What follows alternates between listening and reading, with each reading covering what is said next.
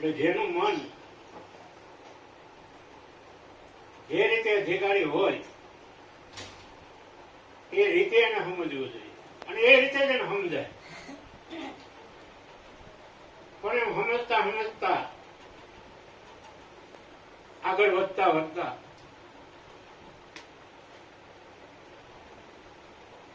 પોતાના સ્વરૂપ સુધી પહોંચી જવાય. જો પોતાની લગન હોય, પોતાની નિષ્ઠા હોય તો.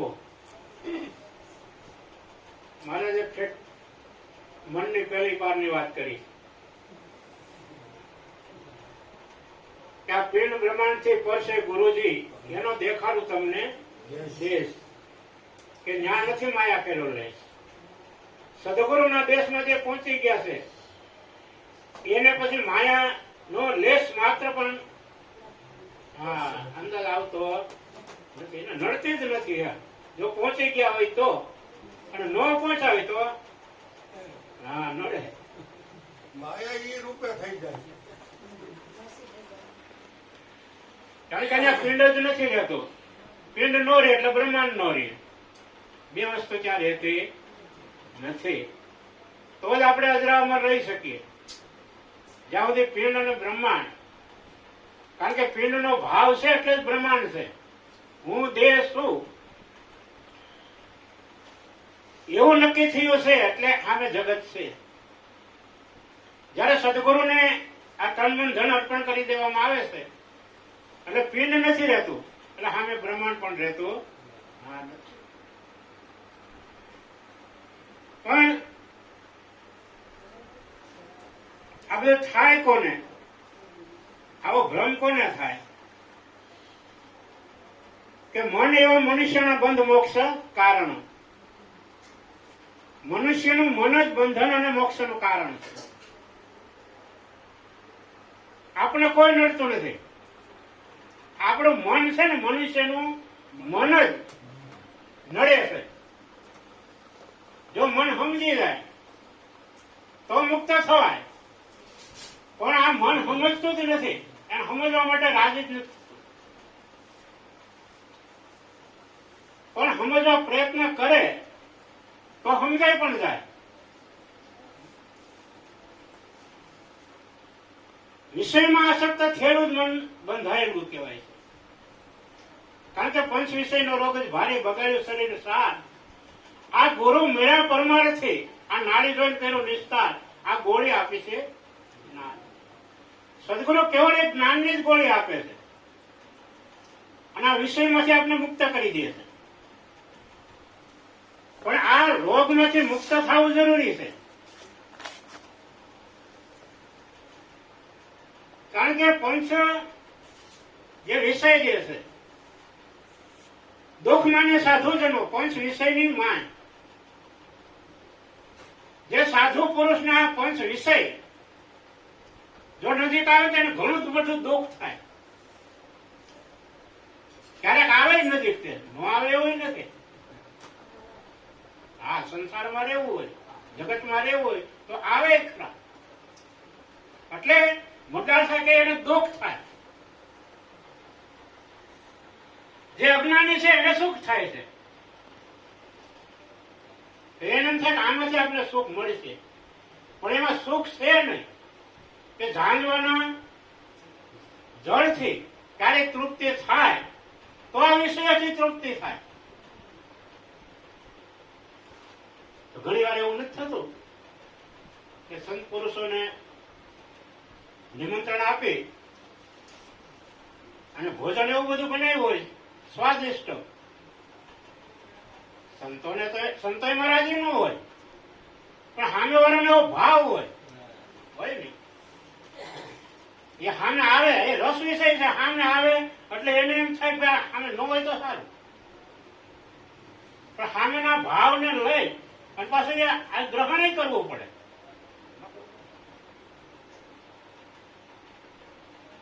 એટલે વિષયથી આસક્ત થયેલું જ મન બંધાય છે અને વિષયથી મુક્ત થઈ જવું અને નિર્બંધ થઈ જવું. પણ વિષયથી મુક્ત કરે કોણ? જો કઈ આવા મહાપુરુષો મળી જાય તો એ વિષયથી મુક્ત કરી દે. એટલે જ અષ્ટાવક્રએ જનકને કીધું. જનકના 3 પ્રશ્ન, 3 વધારે નહીં,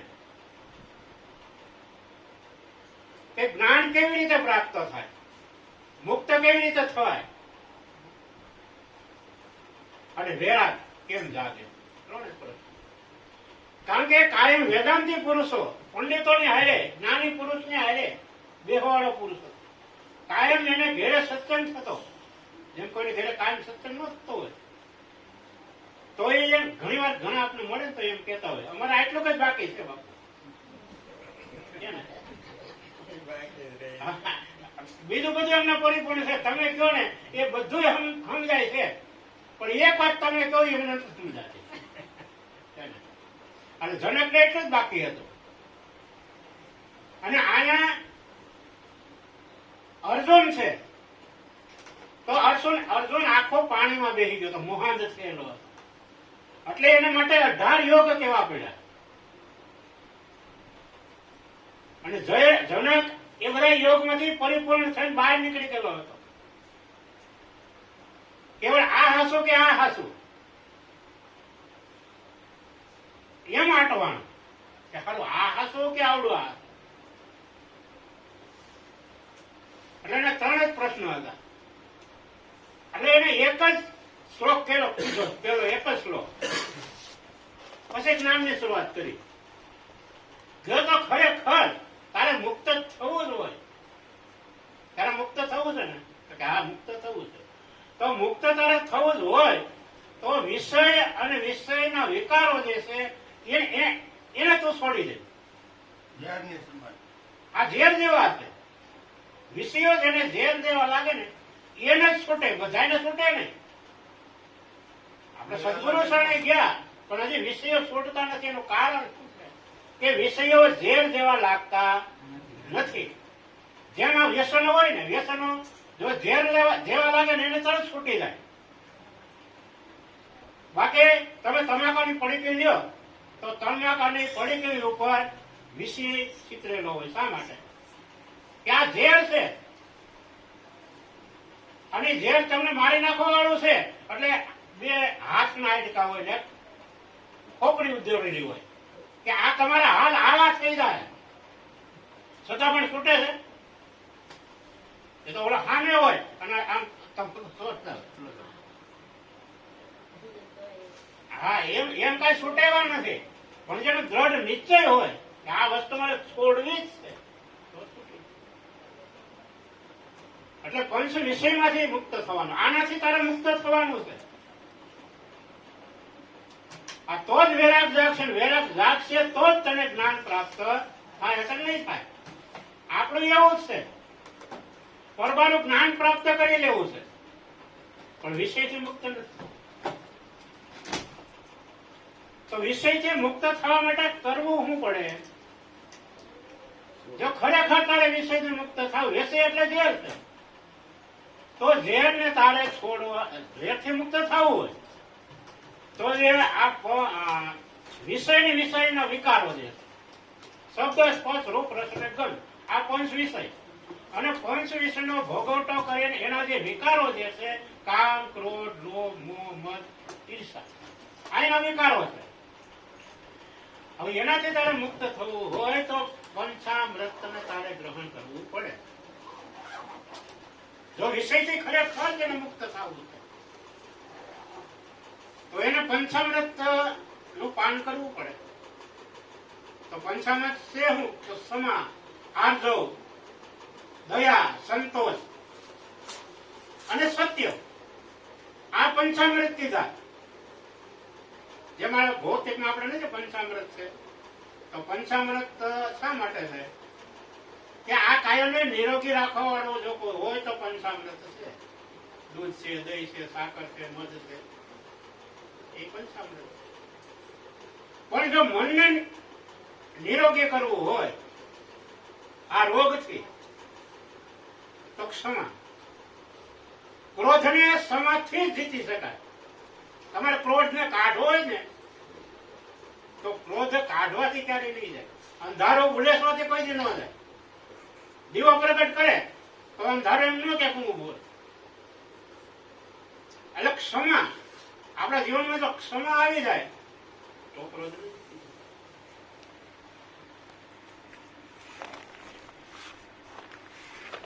કામને જીતવું હોય તો સત્યને ધારણ કરી લ્યો એટલે કામ જતો રહે. પણ કાઢવાથી ન જાય. કારણ કે એક તલવારમાં બે જ્ઞાન નો રહે, એક જ્ઞાનમાં બે તલવાર નો રહે. આપણે કોનાની રાખવી હોય અને લોખંડની રાખવી હોય તો બે રે એક જ રે.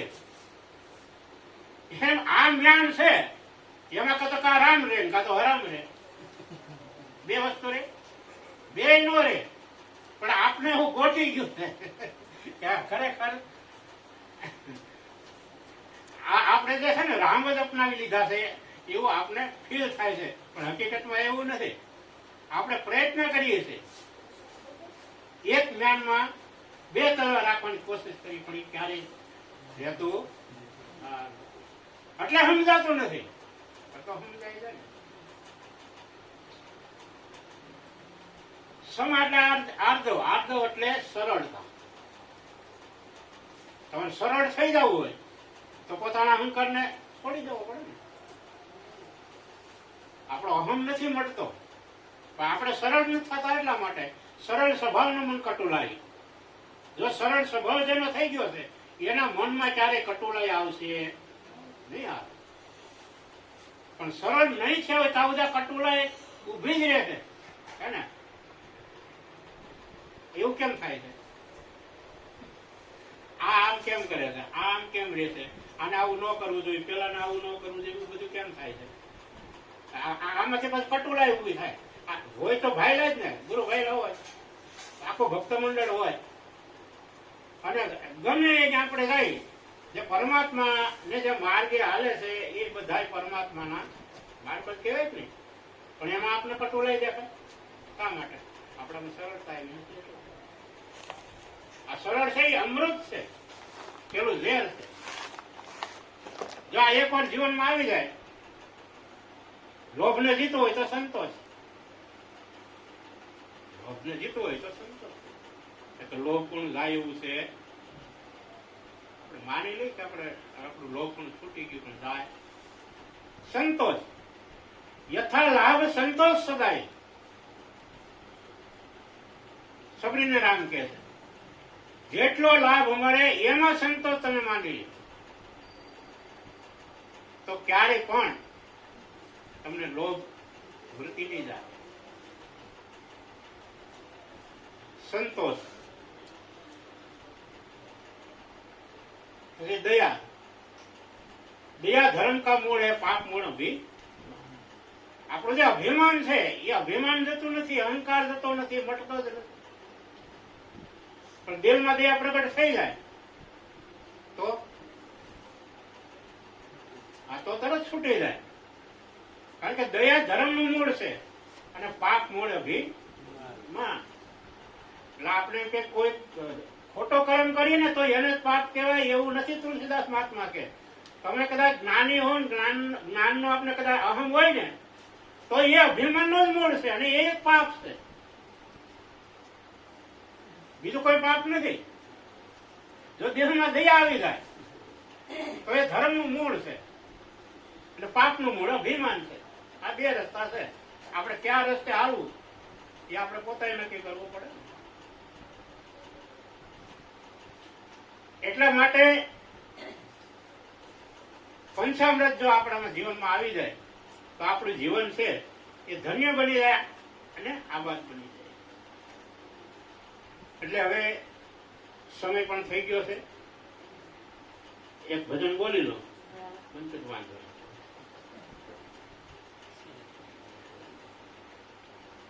રામ નામ તો રાખ હૃદયમાં, કાઢ કલ્પના કાશી રે, કાઢ કલ્પના કાશી. આદિ અંતને મધ્ય બોલે, આદિ અંતને મધ્ય બોલે, એ વસ્તુ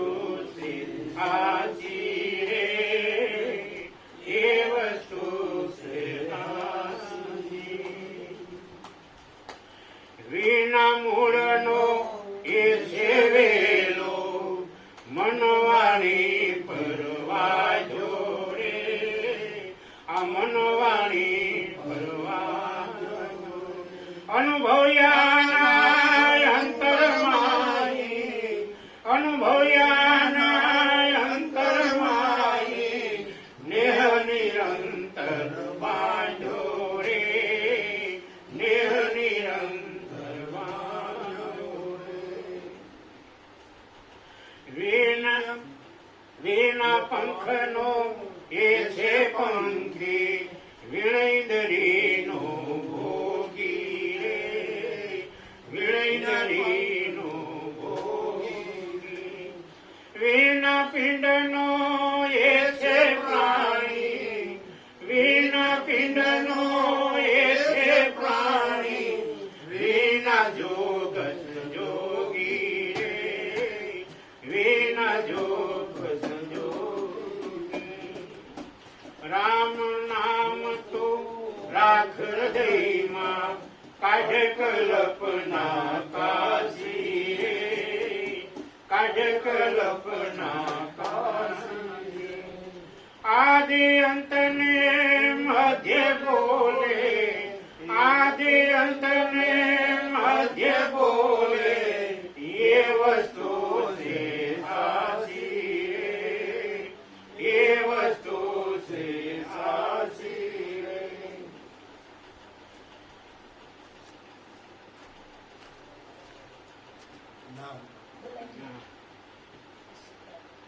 નામ રૂપને ગુણથી ન્યારો તે જાહેર પદ જાસુ રે તે જાહેર પદ જાસુ રે નામ રૂપને ગુણથી ન્યારો તે જાહેર પદ જાસુ રે તે જાહેર પદ જાસુ વાણીમાં આવે તે વણસી જાવે આ વાણીમાં આવે તે વણસી જાવે નિર્વાણી તે હાસુ રે નિર્વાણી તે હાસુ રે ઉત્પત્તિ પરલે એને નાહી આદય નાદી એવો રે આદય નિરંત નામ તર તારણ નિરંત નામ ગુરુ તર તારણ સદા ઉદ્યોદિત દેવો રે સદા ઉદ્યોદિત દેવો રે રામ નામ તું રાખ હૃદયમાં કાઢ કલ્પના કાશી રે કાઢ કલ્પના કાશી રે આદિ અંતને મધ્ય બોલે આદિ અંતને મધ્ય બોલે એ વસ્તુ છે સાચી રે એ વસ્તુ છે સાચી રે બોલો સદગુરુ